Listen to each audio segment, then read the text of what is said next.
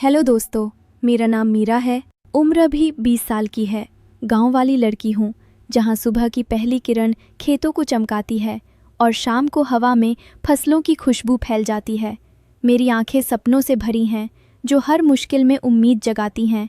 होठों पर हमेशा एक मुस्कान रहती है, जो परिवार को हौसला देती है। गांव में लोग कहते हैं, मीरा का काम करना और मदद करना ऐसा है कि देखते ही दिल में ताकत आ जाती है। लेकिन अरे, ये तो बस शुरुआत है। आज मैं अपनी कहानी सुनाऊंगी, जो मेरी ज़िंदगी की एक लंबी सैर है। सुनो धीरे धीरे, क्योंकि इसमें ऐसे मोड़ हैं जो तुम्हें सोचने पर मजबूर कर देंगे। थोड़ा तड़का, लेकिन अंत तक रुको, वादा है सब कुछ बदल जाएगा। सब कुछ शुरू हुआ उस दिन जब घर में भैया का ब्याह तय हुआ। भैया का नाम सुरेश था, घर के सबसे बड़े और जिम्मेदार। उनका ब्याह गांव के ही एक साधारण परिवार की लड़की से हो रहा था। नाम था रीमा का। रीमा दीदी जैसी लगती थी, शांत और मेहनती। जब वो पहली बार घर आईं तो मैं रसोई में थी, दाल चढ़ा रही थी और मेरे हाथों में आटे का हल्का रंग चिपका हुआ था। वो अंदर आईं साड़ी पहने, जो पीले रंग की थी, रंग जो सूरज की तरह उमंग देता है। अरे मीरा, तू तो बहुत मेहनती लग रही है, उन्होंने कहा और उनकी नज़रें मेरी तरफ मुस्कुराती रहीं। मैंने मुस्कुरा के कहा, दीदी ये तो रोज़ का काम है, लेकिन अगर मेहनत ही चिपके तो अच्छा फल मिलता है। वो हंस पड़ी और बोली, हाय तेरी ये बातें, लगता है तू घर को संभाल लेती है। मैंने आटे की लोई को दबाया और सोचा, ये तो बस शुरुआत है। भैया अंदर से चिल्लाए, मीरा जल्दी कर, मेहमान आ गए। मेहमान मतलब भैया के दोस्त जो शहर से आए थे। उनमें से एक था करण। करण का चेहरा ऐसा था जैसे कोई पढ़ा लिखा इंसान हो, लंबा, साफ सुथरा और आंखों में वो चमक जो बड़े सपनों की कहती हो। करण ने जैसे ही मुझे देखा तो बोला, वाह मीरा, तू तो गांव की मेहनत की मिसाल लग रही है। ये आटा तेरे हाथों में इतना अच्छा क्यों लग रहा है? मैंने शर्माते हुए कहा, भैया ये तो बस काम का हिस्सा है, लेकिन अगर मेहनत हो तो फल अच्छा मिलता है। वो हंसा और बोला, हाँ मेहनत तो सबको पसंद है, लेकिन शहर में तो तेज़ रास्ते भी हैं। सब हंसे, लेकिन मेरी आंखों में एक सोच सी जगी। रीमा दीदी ने बीच में टोका, अरे करण, ये गांव की लड़की है, तेरी शहर वाली तेज़ रफ्तार यहाँ नहीं चलेगी। लेकिन करण की बातें रुकने का नाम नहीं ले रही थीं। उसी शाम ब्याह की तैयारियां शुरू हो गईं। घर के आंगन में मंडप सजाया जा रहा था और मैं फूलों की मालाएं बना रही थी। फूल सफ़ेद और पीले, जो छूने से ताजगी देते थे। करण पास आया और बोला, ये फूल तेरे हाथों से और सुंदर लग रहे हैं मीरा। तू इन्हें सजा रही है और मैं सोच रहा हूँ कितना अच्छा लगता है जब सब साथ मिलकर काम करें। मैंने एक माला उसके हाथ में रख दी और कहा, हाँ फूल तो बस सजावट हैं, लेकिन असली सजावट तो एकता की होती है। उसकी सांसें सामान्य रहीं और वो बोला, एकता तो अच्छी है, लेकिन शहर में तो पैसा भी सजावट बन जाता है। मैंने मुस्कुरा के कहा, पैसा तो आता जाता है, लेकिन जड़ें जो मिट्टी में हों वे हमेशा टिकती हैं। उसी रात जब सब सो गए तो मैं पानी भरने गई थी कुएं पर। चांदनी रात थी, लेकिन गांव की चांदनी ऐसी होती है जो सब कुछ साफ दिखा देती है। करण बाहर आंगन में घूम रहा था।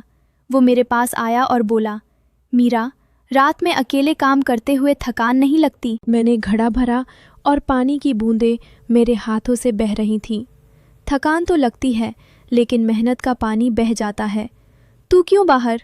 वो पास आकर बोला, बस गांव की हवा ले रहा हूँ। ये चांदनी खेतों पर कैसी लग रही है? मैंने घड़ा संभाला और कहा, चांदनी तो सब पर बराबर पड़ती है, लेकिन जो अंदर से मेहनत करे वो अलग चमकता है। वो हंसा, लेकिन उसकी हंसी में कुछ सोच था। अगले दिन ब्याह की रस्में शुरू हुईं। सुबह सुबह हल्दी की रस्म थी। हल्दी का पीला रंग जो त्वचा पर लगाने से चमक देता है, लेकिन हम सब ने इसे मेहनत का प्रतीक माना। रीमा दीदी को लगवा रही थी और मैं मदद कर रही थी। करण भी आ गया भैया के साथ। अरे ये हल्दी का काम तो मज़ेदार है, बोला करण। मीरा तू भी लगवा ले, तेरी मेहनत इससे और चमक उठेगी, मैंने कहा। हल्दी तो बस रंग है, लेकिन जो गहराई से लगे वो असली ताकत देती है, दीदी ने हंस के कहा। करण, ये गांव वाली लड़कियां सीधी लगती हैं, लेकिन बातें ऐसी करती हैं कि समझ आ जाए कि मेहनत कितनी ज़रूरी है। दोपहर में संगीत का दौर चला। गांव की औरतें ढोलक बजा रही थीं और गाने गा रही थीं, वो गाने जो शादी के बहाने परिवार की एकता पर होते हैं। मैं मदद कर रही थी। करण की नज़रें काम पर टिकी हुई थी। वो बोला, मीरा, तेरा ये काम देख के लगता है तो किसी को भी हौसला दे देगी। मैंने काम करते हुए कहा, हौसला तो बस शुरुआत है, असली तो परिवार की जड़ों की ताकत है। लेकिन गाने में तो खुशी है, हकीकत में मेहनत चाहिए। शाम को बारात आई, घोड़ी पर भैया सवार और करण उनके साथ। जब बारात लौटी तो विदाई का समय था। रीमा दीदी रो रही थी और मैं उन्हें सांत्वना दे रही थी। करण ने पास आकर कहा, मीरा, ब्याह हो गया, लेकिन तेरी कहानी अभी बाकी है। कब मिलेंगे फिर काम की बातें?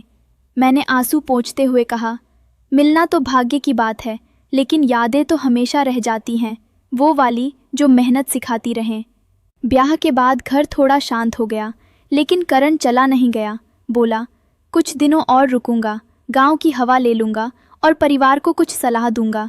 पिताजी ने कहा, रह ले बेटा, गांव की मिट्टी का असर ले ले। तो वो रह गया। अगले कुछ दिन वो रोज़ घर आता, कभी भैया से बात करने, कभी बस यूं ही परिवार के काम में हाथ बटाने। एक दिन मैं खेतों की तरफ जा रही थी। गांव के खेतों में गेहूं की फसल लहलहा रही थी। हवा चल रही थी जो फसल को झुकाती सी। करण मिला रास्ते में। मीरा, कहाँ जा रही अकेले? मैंने कहा, खेत देखने। फसल को सहलाना पड़ता है, वरना सूख जाती है। वो मेरे साथ चल पड़ा। खेत के बीच पहुँचे तो मैंने झुक के पौधों को छुआ। देख, ये पत्तियाँ कितनी मजबूत हैं, लेकिन अंदर से नरम। करण ने भी झुक के छुआ और बोला, तेरी तरह, बाहर से शांत, अंदर से ताकतवर। मैंने हंस के कहा, ताकत तो मेहनत से आती है, इसके लिए पानी चाहिए, धूप चाहिए और थोड़ा विश्वास। हम खेत में घूमते रहे। वो बोला, मीरा, तू गांव में कैसी ज़िंदगी जीती है? शहर में तो सब तेज़ और पैसा कमाने के रास्ते हैं। मैंने कहा, गांव में धीमी है लेकिन गहरी, जैसे ये जड़ें जो मिट्टी में फैली रहती हैं, दिखती नहीं लेकिन सब कुछ पकड़ रखा है। शाम को लौटे तो माँ ने कहा, मीरा, करण बाबू को चाय दे दे। चाय बनाते हुए मैंने सोचा, ये चाय भी तो गर्म है, लेकिन पीने में मज़ा आता है अगर सच्चाई मिले। करण ने चाय पीते हुए कहा, तेरी चाय में कुछ खास है, स्वाद ऐसा कि और चाहिए। मैंने कहा, स्वाद तो मेहनत का है, लेकिन अगर मिला ले कुछ ईमानदारी तो रात भर याद रहे। धीरे धीरे दिन बीतते गए। करण अब रोज आता। एक दिन गांव में मेला लगा, लेकिन ये कोई साधारण मेला नहीं, गांव वालों का अपना, जहां लोकगीत गाए जाते हैं और कहानियां सुनाई जाती हैं जो ईमानदारी और मेहनत की होती हैं। रात को मेला था, आग के गोले जलाए गए थे। मैं वहां गई, साड़ी पहने, बाल बंधे हुए। करण मिला और बोला, मीरा, आग की लपटें तेरी मेहनत में झलक रही हैं। हम बैठे और एक बूढ़े चाचा लोकगीत सुना रहे थे, जब मेहनत की जड़ें गहरी हों। गीत में वो शब्द थे जो दिल को छू जाते। करण ने कान में कहा, ये गीत तेरे लिए ही तो है, कब आएगा तेरा सपना पूरा? मैंने कहा, सपना तो पूरा होता है, लेकिन मेहनत लगती है, जैसे ये आग जो जलती है लेकिन राख से भी खाद बनती है। रात गहरी हो गई, मेला खत्म होने को था, लेकिन करण बोला, चल थोड़ा और घूमें। हम गांव की गलियों में चले। एक जगह पुराना पीपल का पेड़ था, उसके नीचे बैठे हवा सरसराती थी। मीरा, तूने कभी सोचा जिंदगी में क्या चाहती है? मैंने कहा, चाहत तो बहुत है, लेकिन पूरी हो तो मज़ा है, जैसे ये पेड़, जड़ें गहरी लेकिन छाया ठंडी। उसकी बातों में अब कुछ और था।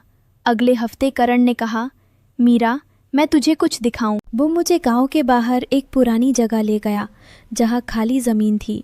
देख, ये ज़मीन कितनी अच्छी है, लेकिन अगर शहर का प्रोजेक्ट लगे तो पैसा आ जाएगा। मैंने एक मुट्ठी मिट्टी उठाई। सुंदर तो है, लेकिन अंदर की जड़ें अलग हैं। हम अंदर घुसे, धूल उड़ रही थी। एक कोने में पुरानी किताबें पड़ी थी। करण ने एक उठाई और पढ़ने लगा। सुन, ये लाइन मेहनत की कहती है। मैंने कहा, मेहनत तो आसान लगती है, लेकिन समझना ज़रूरी। हवा में धूल के कण नाच रहे थे, जैसे कोई सबक। करण पास आया। मीरा, तू ऐसी ही है, सबक देती है। मैंने मुस्कुरा के कहा।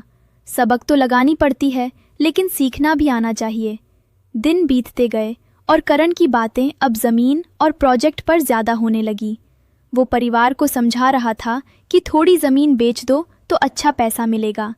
पिताजी सोच में पड़ गए। माँ ने कहा, मीरा, ये करण बाबू अच्छे लगते हैं, लेकिन मैंने रात को सोचा, पैसा तो आता है, लेकिन जड़ें उखड़ जाएं तो क्या बचेगा। एक शाम घर के पीछे बगीचे में आम के पेड़ थे, फल लदे हुए।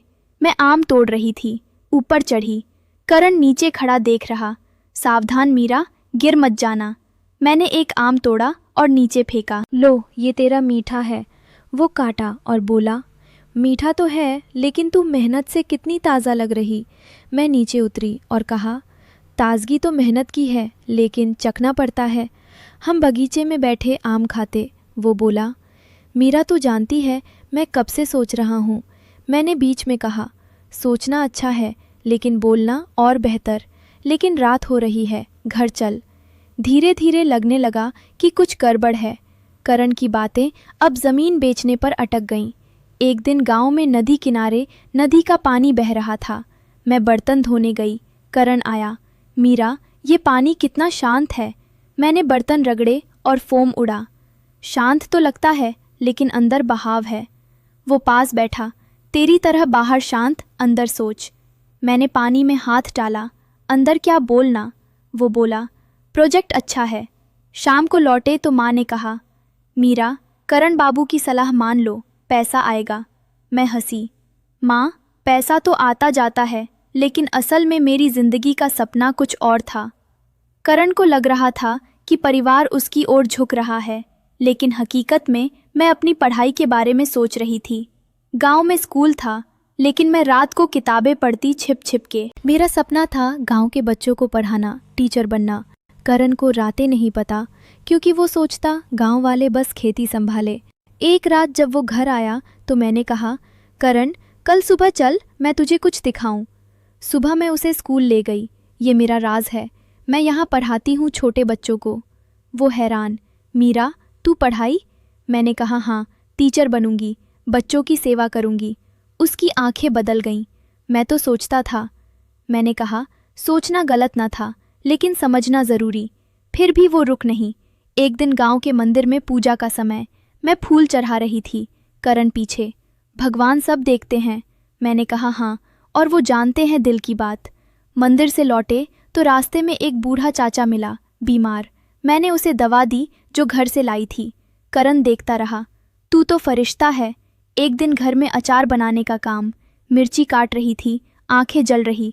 करण आया। दर्द हो रहा। मैंने कहा, दर्द तो होता है, लेकिन स्वाद के लिए सहना पड़ता है। वो हंसा, लेकिन धीरे धीरे वो बदलने लगा। अंत में करण को पता चला कि मैंने उसके प्रोजेक्ट के कागजात देखे थे, वो झूठा था। असल में वो ज़मीन बेचकर अपना फ़ायदा करना चाहता था। गांव वाले इकट्ठे हुए। मैंने सबको बताया। परिवार ने समझ लिया। करण चला गया, लेकिन वादा किया कि गलती सुधारेगा। आज मैं टीचर हूँ, गांव में स्कूल चलाती हूँ। करण शहर लौट गया, लेकिन उसने सीखा। लेकिन असल में ये कहानी मेहनत की है, ईमानदारी की, सेवा की और शिक्षा की। गांव की मिट्टी ने सिखाया कि जड़ें मजबूत रखो तो तूफान भी नहीं हिला सकता।